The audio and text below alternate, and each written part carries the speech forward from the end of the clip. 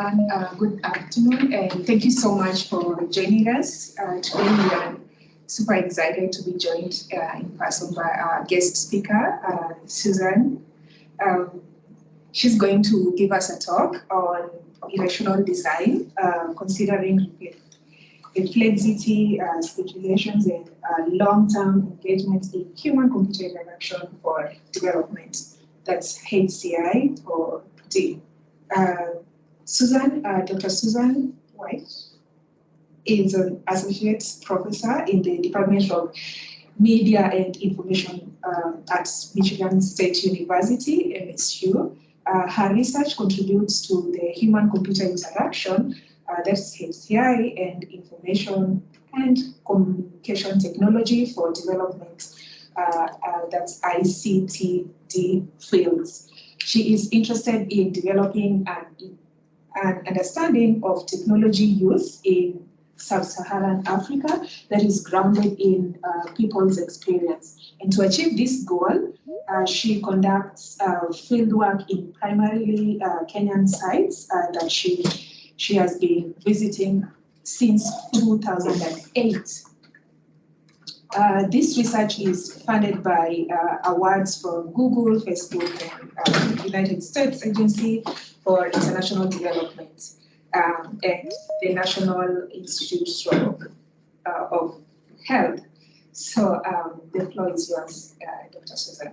Asante, Millicent, and thank you, everyone. Thank you for having me. A special thank you to Millicent for organizing this talk.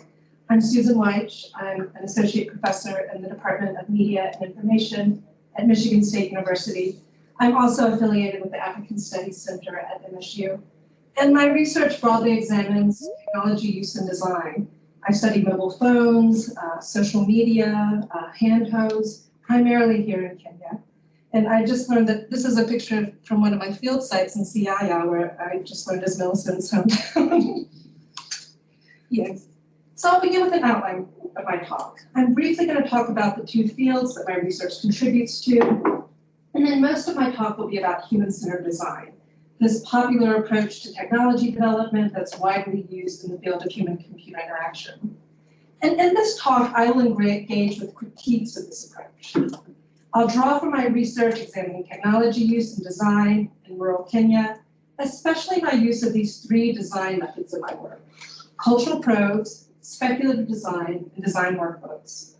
And I want to demonstrate how these methods can be useful for addressing some of these critiques or these limitations of human-centered design. My hope is that by the end of this talk, you will appreciate, if you don't already, how reflexivity, speculation, and long-term engagement with communities are this approach I'm tentatively calling irrational design can benefit technology development globally.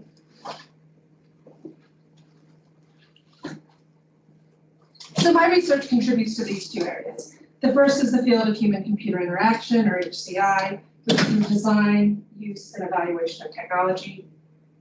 I also work in a growing field called human-computer interaction for development, HCI4D, a field that's aligned with ICT4D. And this field is broadly defined as examining how technologies can be appropriately designed to address the distinctive needs of users in so-called developing countries. And within human-computer interaction, studies that are characterized as HCI4D or ICTD are becoming more common. And they're deeply appreciated for ways that they diversify the field. They broaden researchers' knowledge of how to design technology for populations not traditionally examined in HCI. And in many cases, this includes populations outside of the North American and European contexts that are more commonly studied in the field. My research has contributed to these fields in these ways. I've conducted a number of qualitative studies of mobile phones, social media, and used my findings to offer practical guidance on how to improve the design of technologies for contexts like rural Kenya. I use my findings to also raise critical questions about whether or not technology can actually support socioeconomic development. I'm also interested in diversifying perspectives in computing fields and increasing African participation in the design and research of technology. And like Millicent said, I primarily do this research here in Kenya. I first conducted research in Kenya in 2007 as a part of my dissertation work at Georgia Tech. I've been coming back intermittently since then. And I imagine most of you know, Kenya is a pretty exciting place to be studying and thinking about technology and design these days. Nairobi is called the next Silicon Valley or Silicon Savannah. There's a vibrant startup scene, and in addition to Microsoft, a number of other Western-based technology companies have a presence here. But maybe what's more significant is that this country sort of exemplifies the remarkable and swift mobile phone revolution experienced in many developing countries. And this is a phenomenon that's motivated myself and other scholars in the field of HCI to broaden research into the field to include studying technology use in Kenya and other African countries. So I've worked with students, we have one of them here, Relika, and collaborators from various disciplines, including economics, anthropology, and computer science, as well as people and organizations primarily based here in Kenya to do this research. And I've grouped it into 4 areas. I've done a number of studies aimed at understanding the challenges Kenyan women face when using their mobile phones. I've conducted some of the earliest studies of how Facebook and social media more broadly is used and not used in rural parts of Africa. I have a body of work investigating how to use participatory methods, especially sketching, to explore how Kenyans can imagine technological solutions to their own problems. And finally, working with students, I build and evaluate systems. And you see an example of one of those here. It's a system called Inkulinda. It's a domestic security system. It's solar powered. It has a sensor embedded in it. People will put it in their compounds. When the sensor's broken, an alert is sent to their mobile phones. And working with students, we've designed and evaluated a couple of other of these sensor-based systems in rural households in Kenya and in Malawi. I published my work at CHI, CSCW, and other ACM venues, and these publications are all on my website. So these projects, like many in the fields of HCI and HCI4D, have been guided by this human-centered design process. And this brings me to what I'm going to talk about today. Human-centered design is a process that involves putting people, their concerns, and their activities at the center of the design process. It generally has these 3 phases: understanding users through interviews, observations, using those findings to inspire design ideas, building prototypes, and then ultimately evaluating those prototypes to see if it does what you want it to do. I imagine most of you here have some familiarity with human-centered design process. Human-centered design has been highly influential in the field of human-computer interaction, and now there's a tremendous amount of enthusiasm for using it in other fields like public health and international development. However, as this interest in human-centered design has grown, there are an increasing number of critiques of the approach. These critiques raise questions about whether or not the technological innovations or outcomes of HCD actually solve the problems they were intended to. Scholars argue that the social change embedded in these innovations, such as improved access to healthcare or educational opportunities, rarely occur. They argue that these outcomes tend to benefit Western design and technology companies, as well as academic researchers like myself, rather than the marginalized communities involved in these HCD projects. Scholars have also criticized the short-term nature of many of these projects, describing them as parachute research, foreigners coming in, collecting data, building innovation, and then never really returning it to the communities that helped develop the idea. More broadly, these scholars argue that these efforts fall short in building capacity in human-centered design so that communities can ultimately use the approach to develop solutions to their own problems. My desire to reimagine human-centered design also comes from observations made over the course of nearly 10 years of studying technology use in Kenya. Studying technologies like this one, mFarm. Does anybody remember mFarm? Okay, so mFarm was a mobile application, a market information service that was designed to provide farmers with crop pricing information. There is a sense that if farmers could sell their crops for more competitive prices, they would ultimately earn more money. The design of this application was loosely guided by human-centered design. The developers received a significant amount of financial support from the Gates Foundation, Google, USAID, and so on. But ultimately, farmers never used the system, and I've written about that in the reference that you see here. So projects like this are similar to other ones that you see in HCI and ICTD, designing these mobile applications to provide users with pertinent information, primarily using their mobile phones. But for the most part, these are rarely, if ever, widely adopted. So these critiques are important, but they ultimately fall short in offering an alternative approach to design, or even suggesting ways to improve upon human-centered design. And that's the goal of my presentation today.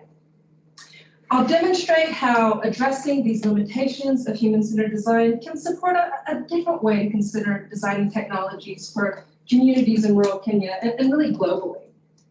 Again, it's an approach that supports reflexivity, speculation, and long-term engagement with communities. I want to add that this is an approach that's very much informed by topics that are finally receiving the attention that they're due in the field of human-computer interaction, including feminist methodologies, especially their emphasis on critiquing and challenging the status quo in design. Post-colonial computing discourse, especially the constructive critiques of the uneven power relations that Western scholars dominating knowledge production about and technology design for people in developing countries. Lastly, it's an approach that's also informed by my experiences and training as an industrial design. Long before I became a professor, I used to work in the housewares industry, designing glassware like that one right there. And I found that these skills, learning how to find inspiration and data, conceptualizing design ideas, and then visually communicating them are very important to this work I'll talk about today. So here's an outline for the rest of my talk. I'll present research from a 5-year project that's broadly examining technology use and design in rural Kenyan households. I'll talk about how I use these design methods in my research, cultural probes, speculative design, and design workbooks. So I began this project by developing and deploying cultural probes into rural Kenyan households. And what are they? Well, Bill Gaver introduced cultural probes to the HCI community more than 20 years ago. They're designed objects. They're packages like you see here that you give to people as gifts. And inside them are different activities like cameras, diaries, postcards. And the outcomes of these activities, or the returns, are meant to provide designers with an understanding of the context that they're designed for. And they're also just meant to inspire design ideas. And since their introduction into the HCI community, the use of cultural probes has really flourished. When talking about this method, it's important to note that cultural probes were originally developed to investigate ways that technology could be used to increase the presence of older adults in these 3 European towns. This is a project described in Gaver's book called The Presence Project.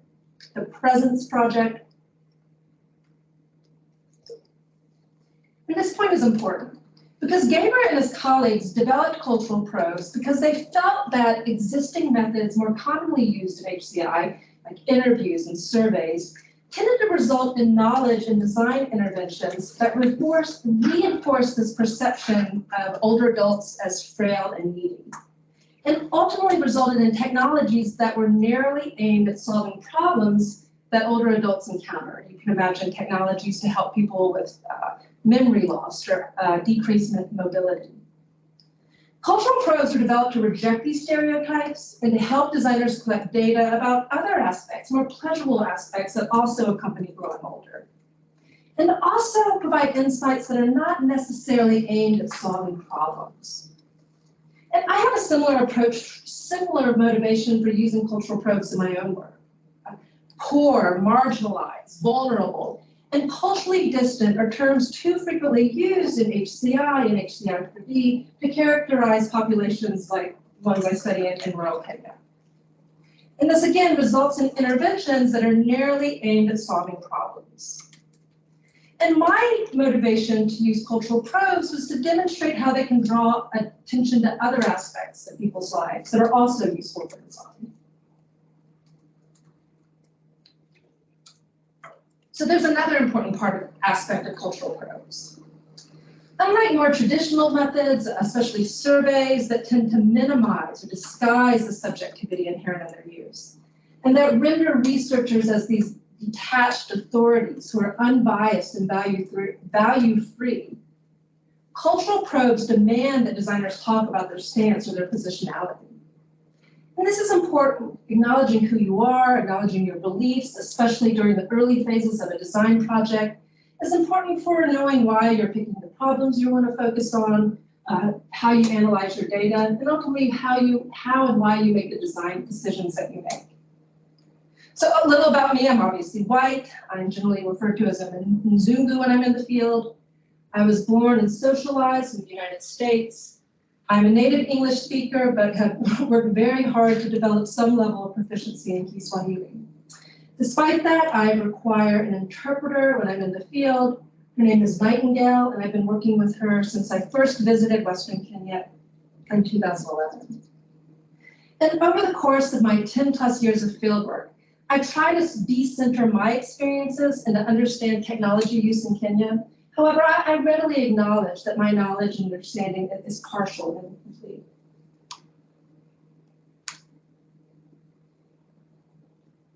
So also over the past 10 years, I've been intermittently conducting research in Western Kenya, primarily in the site here. This is a town called Bungoma. Is anybody familiar with Bungoma? Yes.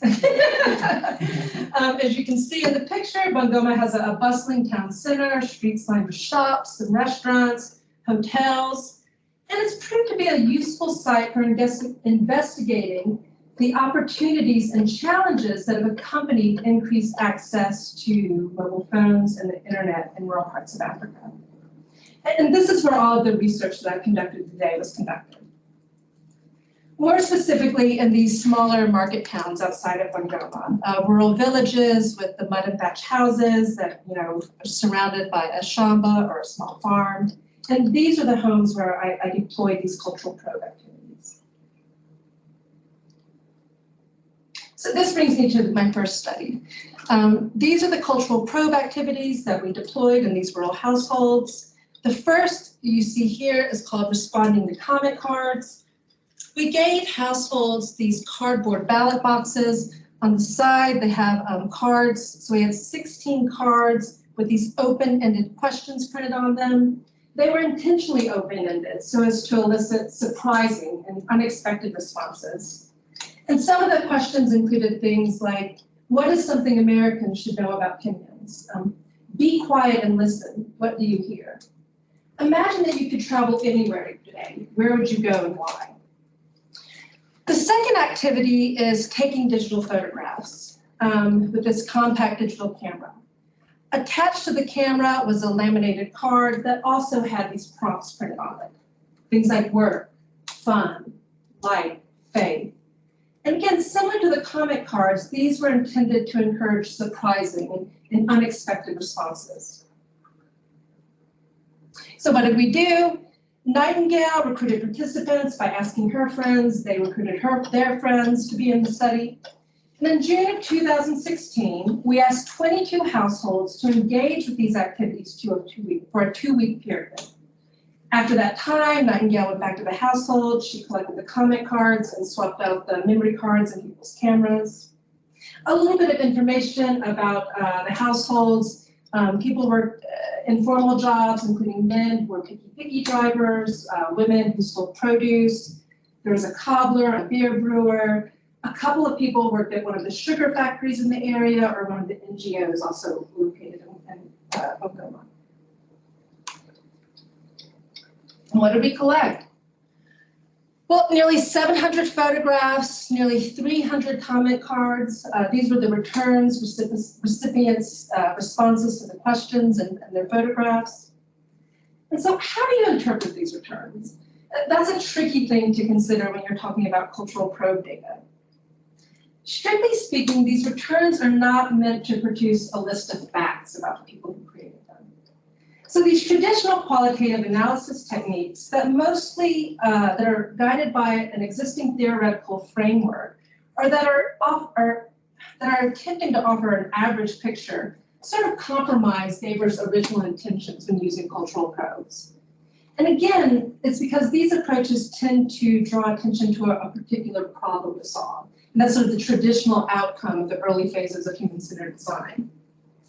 Instead, these cultural probe returns are meant to offer these fragmentary clues about the people who took the pictures or responded to the cards and about where they live. So these returns draw attention to people's everyday lives in Bungoma, and they're meant to spur discussions about the people who took them and where they live. So when writing about these returns, I group them into a couple of categories, including the auditory ones. How the images reminded me of the roosters crowing in the morning, the rumbling of these 18-wheeler trucks that travel the Trans-African Highway that runs right outside of Bungoma town. The returns are reminding me of other sounds in Bungoma, the sputtering of picky motorcycle taxis. Radios broadcasting news about Kenya's then upcoming election, not the most recent one, but the one before that. Comic cards focused on other sounds. This one talks about I kept quiet, there were frogs croaking, I heard a dog barking. Other images drew attention to the visual sensations of Bungoma, including the region's the clouds in the region's vast and expansive sky.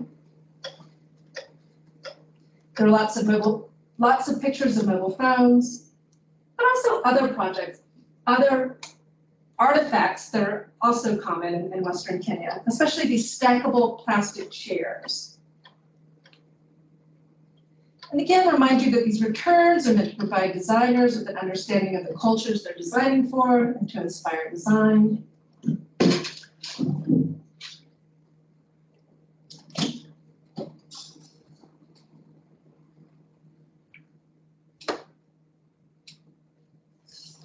Some of the responses on the comment cards were written in Kiswahili. This is a response to a question that says, describe a good thing that happened today. The day was good because I had visitors from Michigan State University who traveled from Nairobi. We were also visited by our youngest daughter. She brought potatoes and bananas. All this made for a very good day. Other cards captured these anecdotes in people's lives. This one says, as I woke up early, I found my money, which had been lost for a week. I was so happy for the money, and I rushed to the restaurant to have a cup of tea, which was hot and burnt my tongue. From that day, I would never forget. And again, my hope is that you can appreciate how this method is useful for collecting these clues that can inform design, sometimes in very straightforward ways and sometimes in less obvious ways. So what are the implications for using cultural probes? Well, they draw attention to the messiness that's inherent in all research. One way they do this is by drawing attention to the designer or researcher's positionality. And again, instead of trying to minimize bias in research, cultural probes push you to embrace it and figure out how it shapes your understanding of the people you're designing for. And I think that, excuse me, this is especially important when researchers like myself are not strictly speaking members of the communities they're studying. So there are other significant implications. These returns draw attention to the ordinary, the playful parts of people's lives, aspects of everyday life that are unique to Bungoma and its residents, and again, that aren't necessarily meant to draw attention to particular problems to solve. Again, as is traditional when using human-centered design. Finally, these returns are meant to act as a starting point between the designer and the communities where they're working. And that's how I've used them in my research. Okay, probes are meant to provide you with these clues. I think there's a compelling case to be made that they do that. I've showed you a fraction of the hundreds of the returns that I've collected. But maybe you're wondering, how do they support design? So I'm going to answer this question by showing you a collection of speculative design proposals that were inspired by my fieldwork, as well as this collection of cultural probe returns.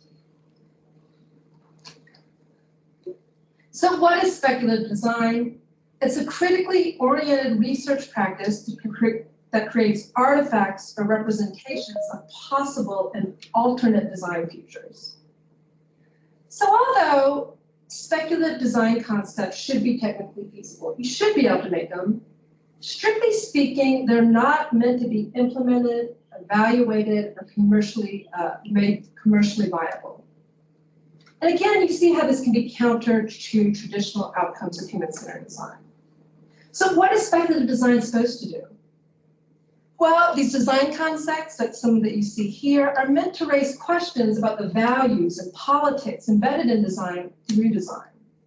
And using design, such as the concepts that you see here, as prompts to raise questions within computing fields about the complicated relationships between design, technology, and culture. And I'm going to talk about,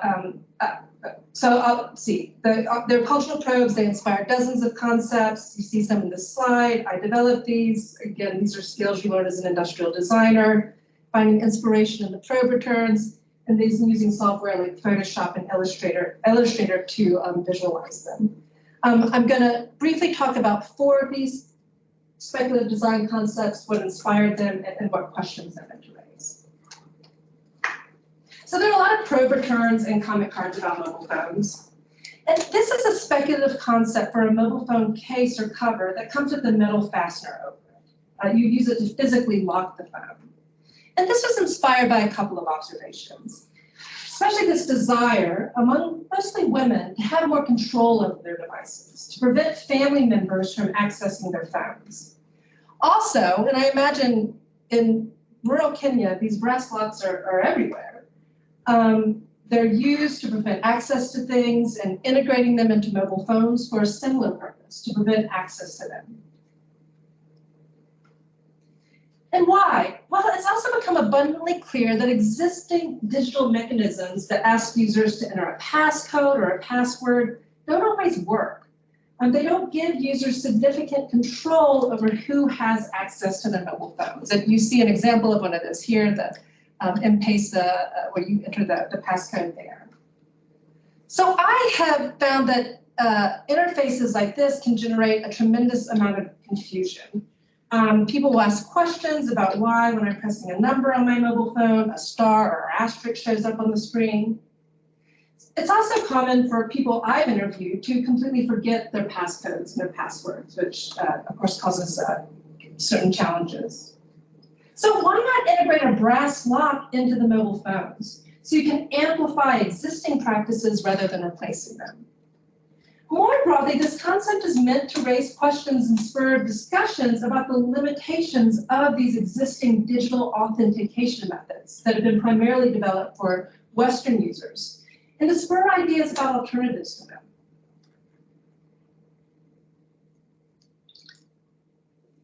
So this is another speculative concept intended to draw attention to the ways that technology can support rather than replace people's existing practices. This is a mobile voice assistant designed for Kenyans. None of this information will be surprising to anyone here. Kenyans frequently speak multiple languages. In addition to Swahili and English, they also speak one of the country's 30+ vernacular languages. They also engage in code switching, alternating between multiple languages in a single conversation. However, to the best of my knowledge, things like Apple Siri and Google's Assistant don't support these practices. And in fact, most technologies are designed for English and monolingual speakers. So this concept is meant to draw attention to this bias in design. More broadly, I also hope it'll raise questions about the limitations of machine translation. African languages are numerous and complex, and I speculate that even though something like this could be built, it would never effectively support the complexities of language use in multilingual societies. So like the last concept, this one is also intended to spur discussions about problems that technology likely can't address, and also to ask provocative questions about technology design. So this particular concept is inspired by questions about the power relations inherent in our research, in particular the implications of researchers from resource-rich institutions in the North dominating knowledge production about people in the South. This is a speculative system called Utafiti Opticon. Of course, Utafiti means researcher in Kiswahili. It's a system that lets research participants, so people who are in interview studies and my studies or any one of the probably hundreds of research studies going on throughout Kenya, rate and comment on the researchers. So they can use the system to send reports to the IRB, to the COSTI, to AMRA, to these organizations that are responsible for protecting subjects' welfare in research. Participants can use mobile phones to rate researchers. For example, were they compensated? Did the researchers return their findings to their community to show them the outcomes of their projects? Ultimately, my hope is that this concept can imagine how we can give research participants more agency in shaping research and design processes. So this is another example of using speculative design to ask provocative questions about design through design. So companies like Alphabet, Facebook, now called Meta, are continuing to invest enormous amounts of money into improving and providing internet access in rural parts of Africa. You see an example of one of these projects here. Does people remember Project Loon? Using these big balloons, of course it's now failed. But these companies state that they want to improve access to information in order to spur socioeconomic development. So if that's actually their goal, why not consider other ways to provide people with access to information? Such as building libraries. Of course, there are a number of libraries here in Nairobi, but they're much less common out in the rural areas. So this is an idea for a Google-sponsored library in downtown Bungoma. You see Google's name on the facade there. So again, coming up to my larger arguments about human-centered design. Speculative design proposals are useful for drawing attention to other topics to consider in the field of HCI4D. I mentioned earlier in my presentation that a number of these projects primarily focus on developing mobile phone apps to deliver people agriculture, health, and educational information. But these ideas draw attention to new things to consider, such as new digital authentication methods, to talk about the limitations of machine translation, and to also think about different ways to consider providing people with access to information, like libraries. Speculative concepts can also be useful for motivating discussions about complicated issues in HCI4D, and demonstrate how you can use design to ask critical questions about the relationships between researchers and participants, as well as about the growing presence of tech companies in Africa and other developing countries. But maybe their most significant implication is that unlike traditional human-centered design approaches, where you're working towards a single solution to a problem, this is an image of the design funnel from Bill Buxton's book. Maybe some of you have seen this or used it in your work. I've developed a wide range of proposals, and this can be particularly useful for exploring different issues without committing to a single solution to a problem. More broadly, this approach can be useful in reminding us that sometimes the best thing to do is to not design anything at all. But what is the value of developing a bunch of design concepts if you don't want to implement them? So this brings me to the last method that I'm going to talk about today. And it's a study where I use design workbooks and demonstrate how you can use design to support conversations between designers and the communities that they're designing for.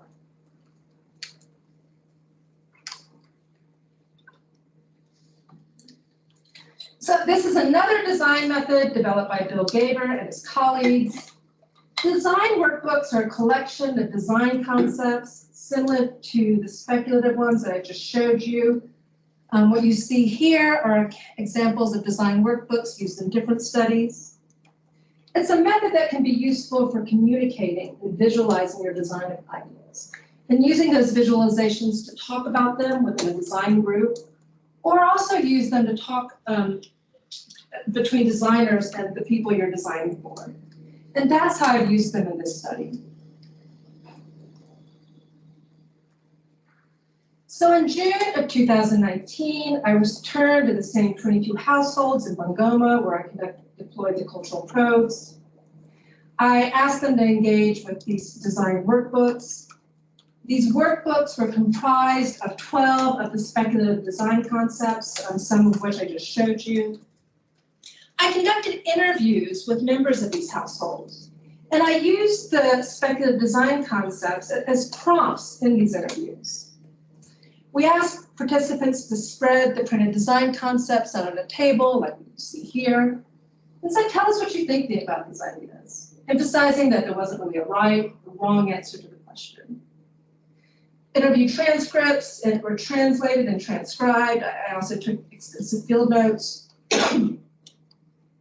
And the goals of our analysis were to understand how design methods worked or did not work, and also to understand the participants' reaction to the ideas in the workbook.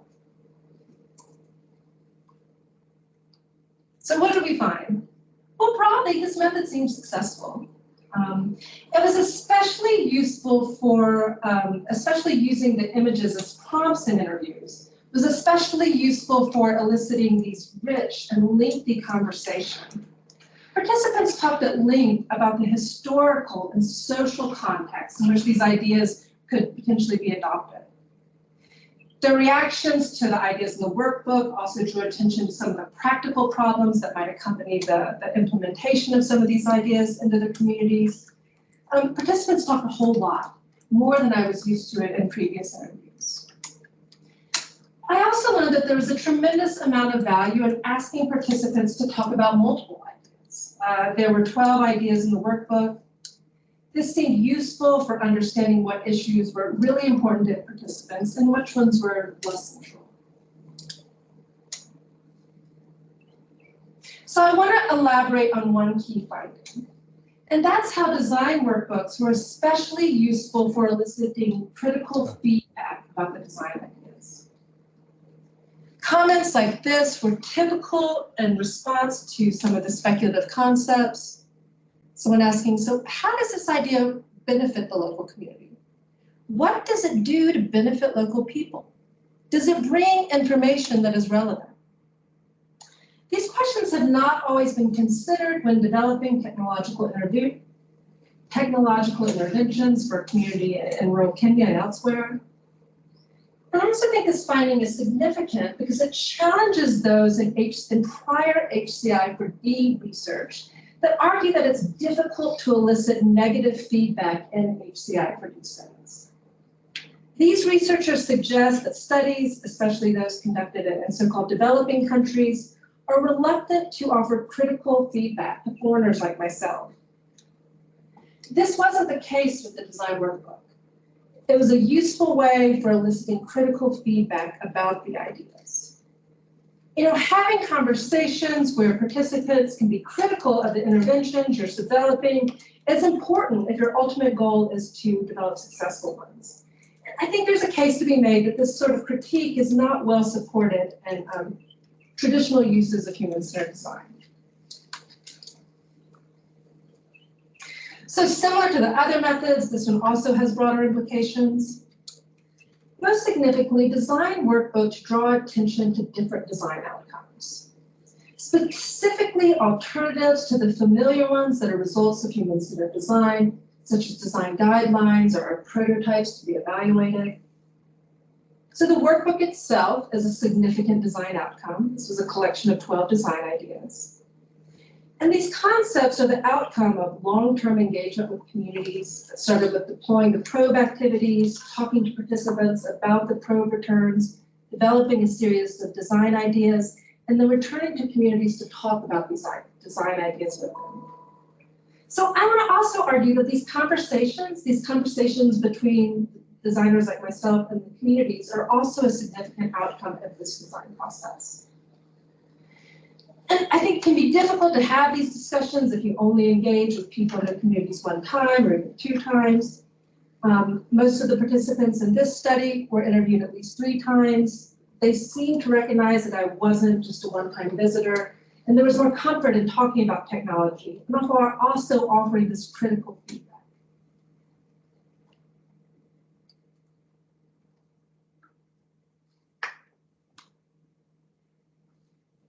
So what I've shown you today is a different approach to design, one that's informed by these critiques of human-centered design, these questions about who does the process actually benefit, questions about whether outcomes of human design actually solve the problems they're meant to, critiques of the short-term nature of many of these projects.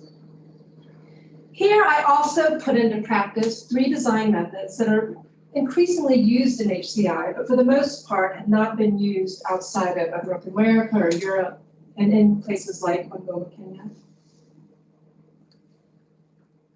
And I think this approach is valuable because it begins to offer an alternative to traditional ways of using human-centered design. Further, it's an approach that acknowledges the way that knowledge is subjective, situated, negotiated, and part of an ongoing process, as well as the role that ambiguity plays in design. And for the most part, I think this begins to look different than the traditional and more scientific approaches that are still more commonly used in HCI. Again, this is an approach that prioritizes researchers reflecting on who they are and how that shapes their work. It has an emphasis on speculation and also an emphasis on long-term engagement. I hope you convince you of the value of some of these methods for designing technology in places like Kenya or even other places around the world. Also, I think we need different approaches to design. Given that many large-scale HCI4D projects tend to fail both in industry and in academia, I've mentioned just a few in my talk, it may be worth embracing an approach to design that focuses on developing concepts that aren't always meant to be implemented and evaluated, and that instead are meant to spur discussions between designers and the communities they're designing for. So before I conclude, I want to briefly talk about some ongoing projects. Earlier in my talk, I mentioned that human-centered design is sometimes critiqued for its failure to build capacity or train people how to use the approach to design solutions to their own problems. And this has been something that's central to work I'm continuing to do. This is a picture of me teaching human-centered, a design mini course at Jomo Kenyatta University of Agriculture and Technology, Juja, just a few miles up the road here. And introducing computer science students to HCI, as well as many of the methods discussed in this talk today. And this is important because CS curriculums in Kenya, similar to many CS curriculums in the United States, tends to prioritize developing students' technical skills over teaching them creative and critical thinking skills, which are an increasingly important part of computer science. And I'll briefly touch on the project that brings me here to Kenya for this week. This project is supported by the National Institutes of Health. It's a collaboration with Michigan State's College of Nursing. And the grant supports developing an intervention to help young adults manage type 1 diabetes. We're working with Innovation Hub in Kisumu called Hub, as well as an NGO based here in Nairobi, the Diabetes Management Institute. The grant was initially meant to support the development of a mobile phone application. Unsurprising to me, maybe unsurprising to you, that wasn't going to be a viable option. So we worked together to develop this diabetes diary. This was an outcome of design workshops, photo voice exercises, and we'll be evaluating it at sites in Vihiga County and here in Nairobi next week. So before I conclude, I want to thank all my collaborators and funders, people I work with in Kenya, including Nightingale Simiyu, Melissa Kulu, Mary Karanu, the students I've worked with, Relika Kisu, I always struggle with saying your last name right, as well as faculty collaborators at Michigan State. This research has been primarily funded by the National Science Foundation, but the NIH is what paid for me to come during this visit. So that concludes my talk. I'd love to have feedback and answer any of your questions.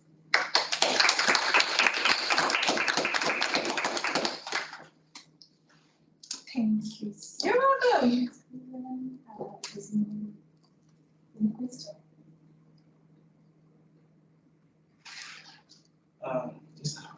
Please. Yeah, thank you very much for this really perfect presentation.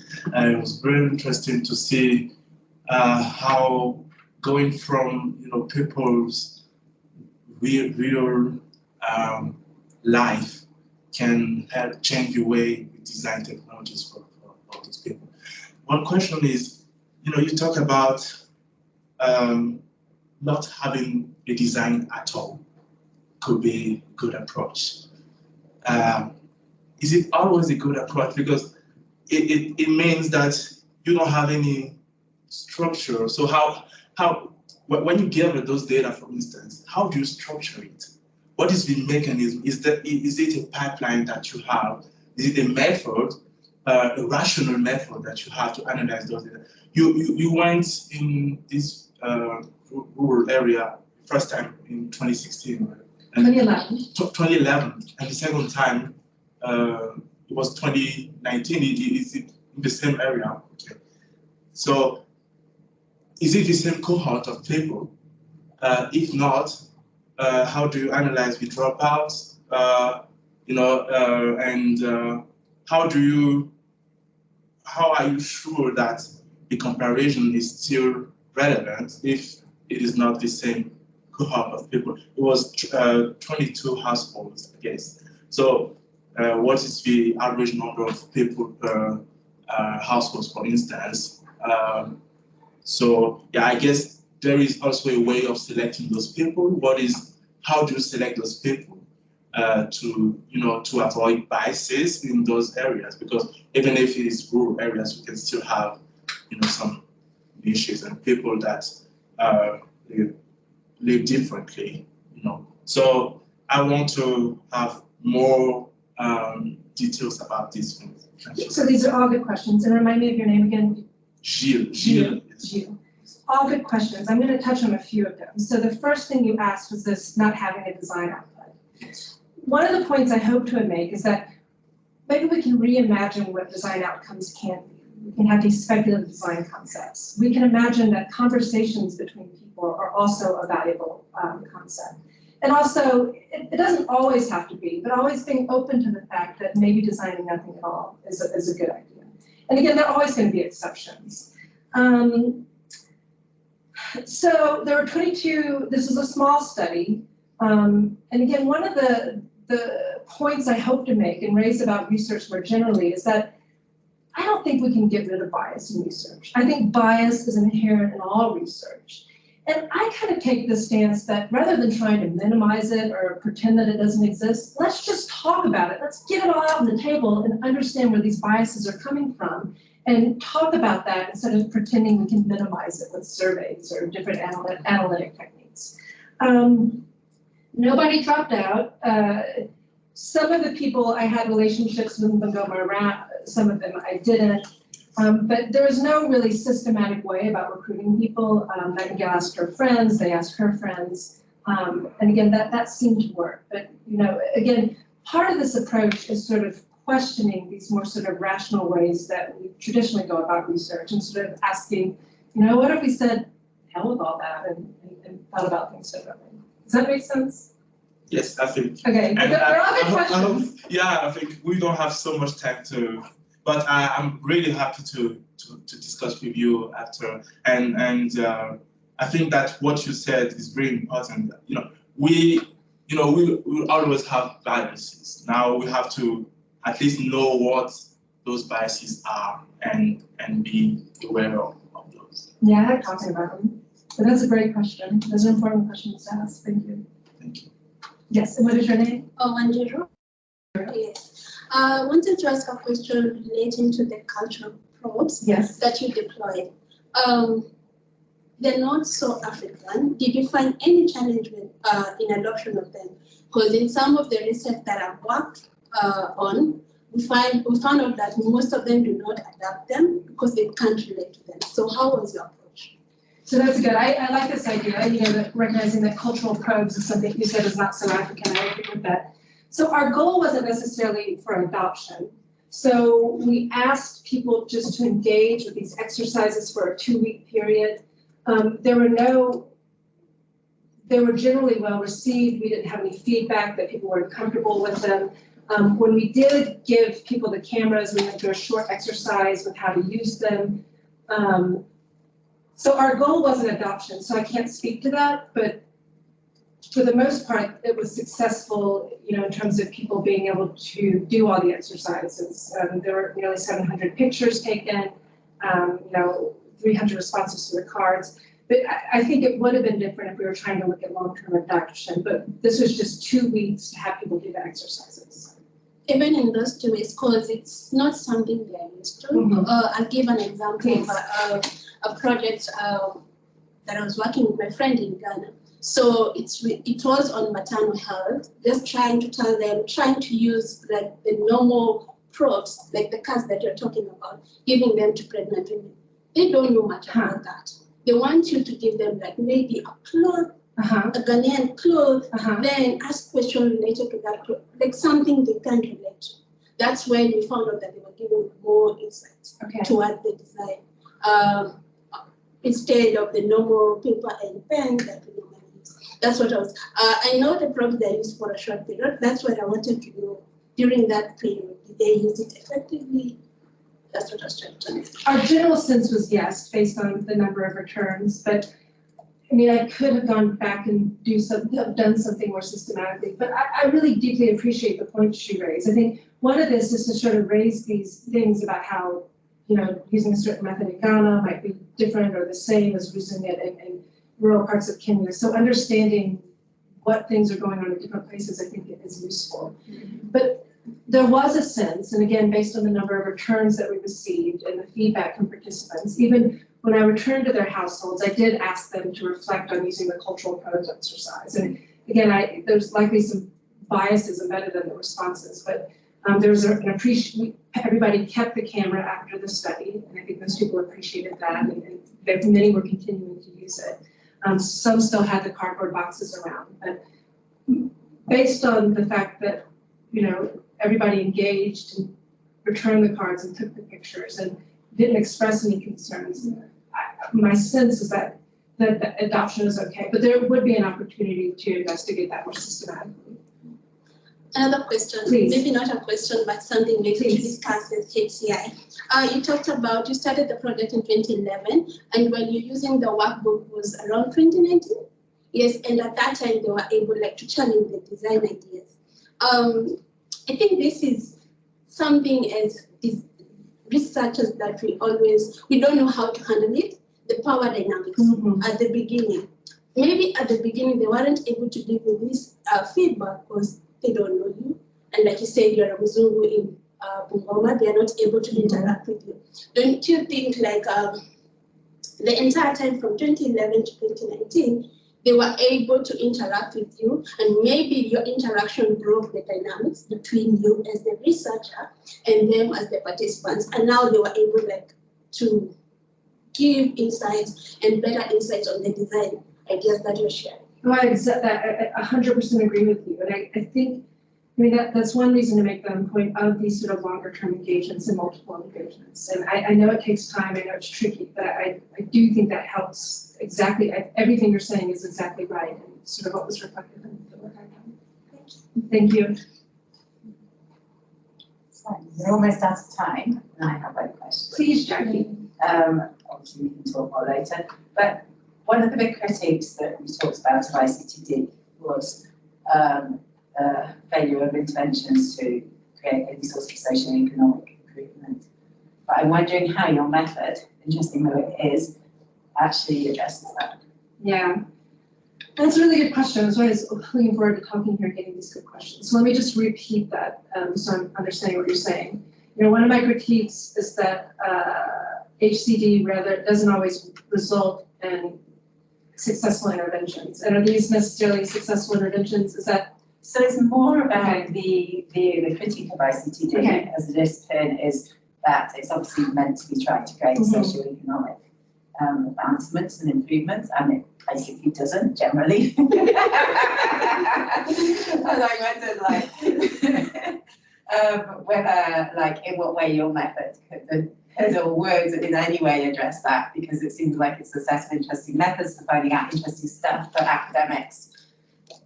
Does that So make sense? maybe it's like just stop making and deploying stuff. I mean, maybe that's it. Maybe we prioritize having these conversations and having these speculations and not trying to solve any problems. So that's sort of I think we should just maybe pause or just stop developing stuff for a while and work on these long-term relationships, these long-term commitments, and then maybe get to the designing. So that's sort of the broader point I want to make, but I think it's a little heavy-handed to say don't design anymore. Yeah, Yeah, stop it. But no, that is a good point. Thank you, Jackie. Any question from our attendees who are joining us online? And my email's right there. I'm happy to answer other questions. Please. Okay. Joyce. I think one of the advantages you had in your study is the funding. And I'm thinking one of the reasons that human-centered designs don't get implemented is because the researchers run out of the funding. So in such instances, what's the bare minimum that designers should do when it comes to like the conventional human-centered design that we know? Yeah, thank you, Joy. I mean, that's the academics always struggle with that question. And I admit that this research was in a very privileged position to have sustained funding for 5 years, which always isn't the case. I don't know how to answer that. I mean, I think one way I've tried to do it is that this, engagement with Bungoma started before this project. So when I asked for the funding, I could talk about it as a field site, but I mean, now I'm in this position now. We have funding to do something else, but it's not necessarily that part of the funding. So that's an important and very valid question. I can't answer it. I wish I just had an unlimited amount of funding, this approach. I guess all researchers want that, but unfortunately, for the most part, it doesn't work out that way. So, I mean, I'm committed to returning to these field sites and doing research when I can, but yeah, you're exactly right. When the money dries up, it is tricky. And then COVID, obviously stopped things for a couple of years. And it's a fundamental challenge with the funding, way that research is funded, and it's one of the biggest problems that academic research has, because it's funded for a short term. So even if you have a successful intervention, carrying on that intervention beyond the research period, when people do it, they typically do it out of their bedroom. Do you know what I mean? Like it's like in many ways we're set up to fail because even if you design something in 5 years and it was really successful, unless you have someone who can take that on and use it, and there have been successful interventions, but typically it means the researcher just either stops being a researcher, starts their own company. Quite a few of the things that came out of MSR India that are global things now have come out because the researchers stopped doing research and set up their own company to do these things. And so it's a major challenge, and it's not just a challenge for academia, it's also a challenge for research in industry and research anywhere. So I don't think there's any easy answers. But it's an important question. Yeah, but I guess it goes back to Susan's idea of participatory design. So you can have champions on the ground once you leave and you're no longer able to work on the project.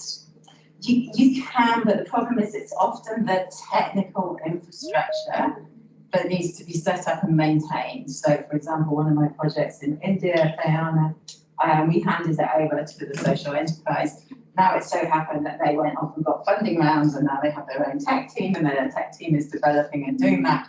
But say their funding rounds, like their social enterprise, say they hadn't got funding, that thing would have just died because we were basically providing them with engineering support.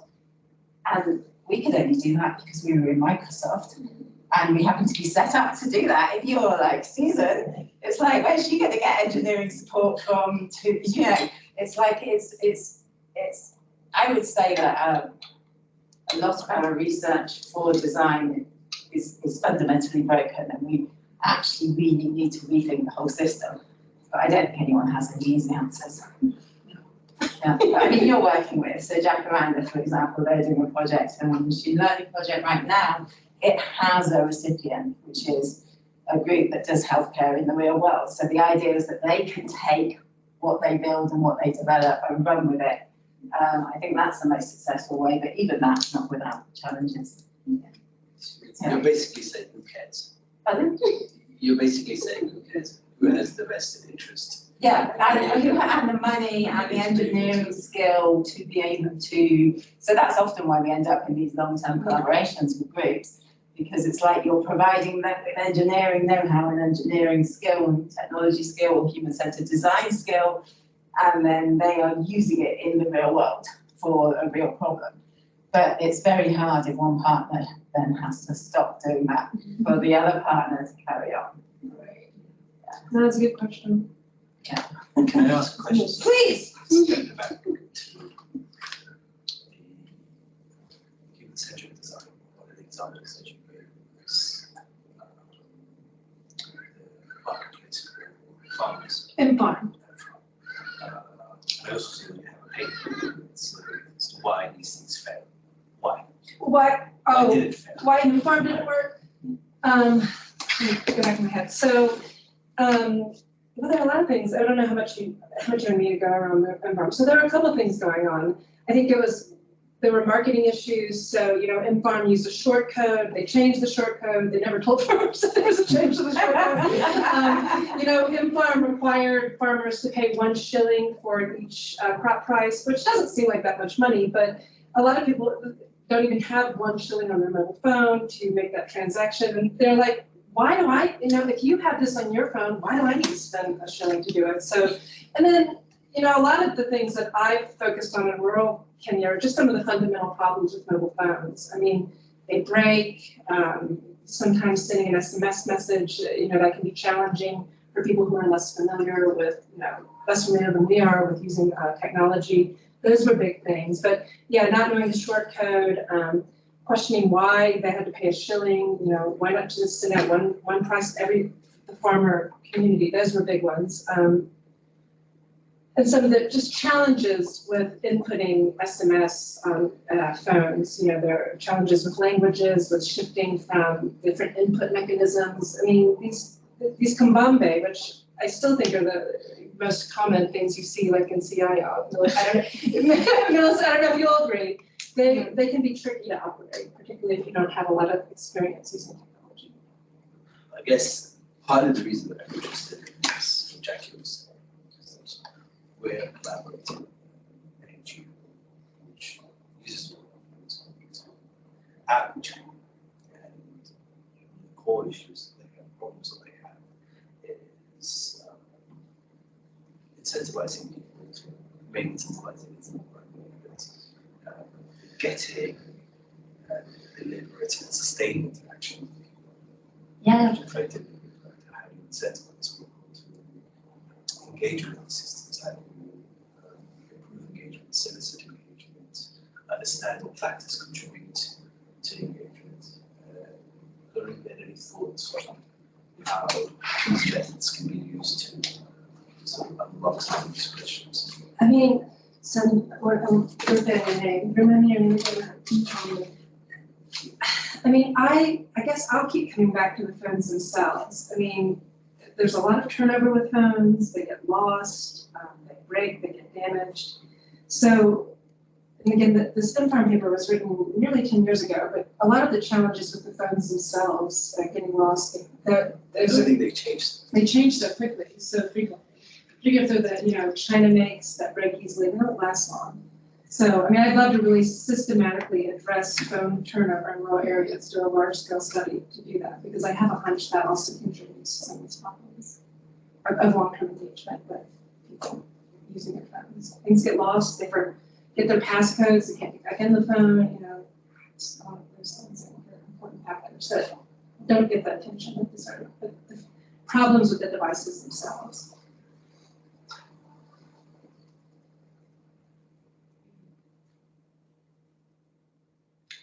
The cell phones is that they provide that connection. Yes. Things The voice call. The voice call, the SMS, whatever it is, it's that mechanism that allows us to shortcut the connection to the person. Yeah. So understanding how to make that more stable in practice across the board on a whole host of applications. I agree.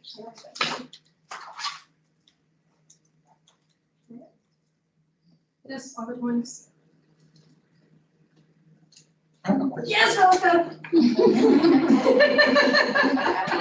Can you go back one slide? Of course. So that's good. This research you're doing right now, Mm-hmm. you mentioned that you wanted to do an application, and then you changed to logbooks.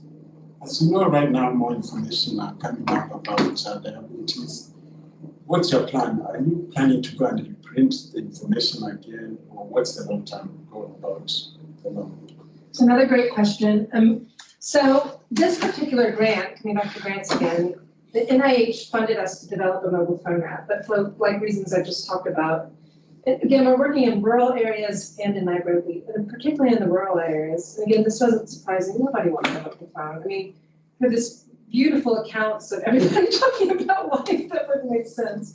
So the goals of this diary was an outcome of the approach. And it's really guided by this idea, and one that's really supported by DMI. They're just down the street over there, the Diabetes Management Institute. They're just a wonderful organization to work with, about giving people control over managing their diabetes. In this sense, by documenting your glucose levels, documenting what you eat, can be one way to do that. So that's what we'll be evaluating to get a sense of if this does that. But this might also be another failed intervention. I don't know, but I feel like there's another aspect of your question I don't know if I fully answered, but that's what our goal here is to do. What happens when more information comes about? Are you going to reprint the logbook? Well, again, going back to Joy's question, we have to get more funding to do that. So I don't know if anybody here. So I suspect if it is successful, we could, I don't know, I hope we could go back and get some more funding to see what happens with it. But maybe Joy asked the most important question of the session. That's the question underlying everything, is just having the money to keep things going. Diabetes it's like management is more consistent than, let's say, cancer, where there's more research and what and not doing that. But diabetes, you just need to manage your sugar. And you just, if you realize that yesterday's food made you have a higher sugar level, you stop eating that or you reduce the amount. So I'm thinking the logbook might work, especially in rural areas where there's no electricity, no mobile phones. So if you have a mobile phone and I'd like you to charge it today, you might not charge it until next week. I think I'm very optimistic about your project. And I think it has to do with the type of disease they are working on. Yeah, I hope we won't have to change a lot of information after 1 year. We'll see what happens, but I mean, maybe that's the takeaway message. Sustaining this stuff, doing it well is hard and takes access to unlimited resources, which are hard to come by, even if you're at Microsoft. So one of the issues with things like logbooks, which require you to actively engage with them, Right. is that they require you to actively engage with them. And that's typically one of the values of touted for more automatic systems that they prompt you. So it's that push-pull type of setup. If you can make these things in a push sort of format that information comes to you. There are challenges with that. It's like, most of the messages you get are spam from Safaricom. So how do you sort of figure out if this is something you want to trust or not trust? I think trust is the big issue. I'm getting this random message. I don't know where it's coming from. They're talking about my health. Why should I trust this? So these are all just I completely questions that will agree keep with us busy for years to come. This is a wonderful conversation going on, and thank you so much, Susan, for the wonderful No, I presentation. appreciate it. I think let's keep the conversation going, but let's end it at this point. Professor was joining online. So thank you everyone for joining us for today's seminar. It was great. We had a wonderful presentation from Susan, and will you share with us your slides? Of course. Great, and I will share them with you, and please stay tuned for our next seminar next month. Thank you so much, and bye. Bye, Thank you for everybody. joining. Thank you. Yeah. See you back.